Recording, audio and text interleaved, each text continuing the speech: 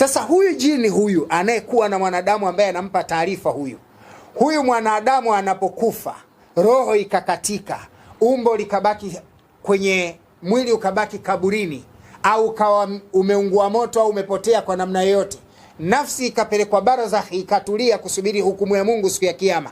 Huyu jini aliyekuwa na huyu mtu huyu ndio baadaye anavaa tabia za yule kiumbe aliyekuwa akiishi naye. Kama Dr. Sule alikuwa mganga, na huyu anavaa zile tabia za uganga. Sasa vipi anaweza kumtokea mwanadamu kwa umbo la Dr. Sule? Vipi anaweza kumtokea mwanadamu kwa umbo la babu wa babu yako, na wale waliomuona babu yako akamwona ndo yule yule? Vipi? Na huyu kiumbe ni nani? Huyu kiumbe ni jini. Majini wamegawika katika categories. Kuna majini wanaishi kienyeji, hawa wanaitwa majini wa asili au majini wa familia. Kiswahili ndio wanaitwa mzimu. Mzimu wa familia. Yes. Na unaweza kuwa mzimu wa ukoo, unaweza kuwa mzimu wa kijiji, unaweza ukawa mzimu wa eneo, unaweza kuwa mzimu wa taifa, unaweza kuwa mzimu wa dunia, inategemea. Ndio na wanasaidia sana, nitaeleza mbele utanielewa. Wanasaidia, wanaharibu na wanaweza kusaidia, kama nilivyotoa mfano wa Masihu Dajjali. Lakini ninachotaka nikifundishe hapa ni nini?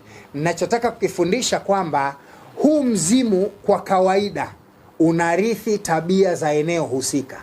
Leo hujawahi kusikia Waluguru wana mzimu wao? Hujawahi kusikia Wahehe wana mzimu wao? Hujawahi kusikia Wachina wana mzimu wao? Sasa hawa ni majini wa asili, yani wale watawala wa eneo husika.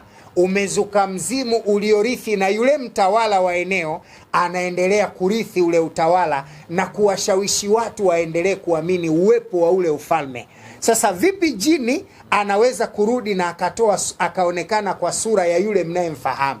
Mwenyezi Mungu kabla ya kumuumba mwanadamu duniani, kwanza alimuumba jini. Imeleka sawa sawa? Kwanza aliwaumba majini. Kabla wanadamu kuletwa duniani, Mungu aliwaumba majini. Na majini walianza kuwepo duniani kabla ya sisi. Na majini waliumbwa kwa mfumo ule ule wa wanadamu, kwa kuumbwa Adamu kwanza. Adamu aliumbwa kwanza, kisha akaumbwa mkewe, wakajamiana, wakazaliana. Na majini Mungu alivyowaleta, aliwaleta hivyo. Aliumba jini mwanamume kwanza, kisha akaumba mkewe, wakajamiana, wakazaliana. Tabia za majini za kuzaliana ni kama tabia za binadamu. Ila jini kwa kuwa ndiye alikuwa mtawala wa kwanza wa dunia, alipewa kitu Adamu hakupewa.